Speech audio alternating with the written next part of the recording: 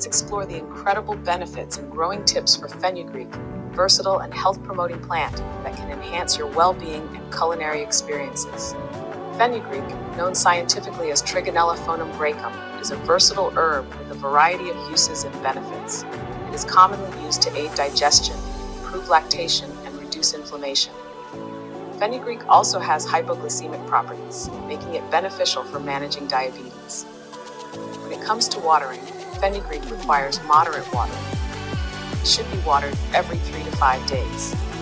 This herb grows best in cool weather, so it is ideal to plant it in early spring or late summer. For harvesting, the leaves can be picked once they are large enough, while the seeds should be collected after the plant has flowered and dried. Fenugreek prefers well-drained loamy soil with a pH range of 6.0 to 7.0. In addition to the aforementioned uses, fenugreek has several medicinal applications.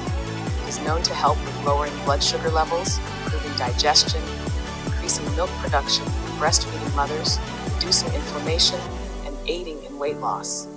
Fenugreek is also used to alleviate menstrual discomfort and improve overall heart health. Unlock the power of nature with premium fenugreek, your all-in-one solution for health, wellness, and flavor.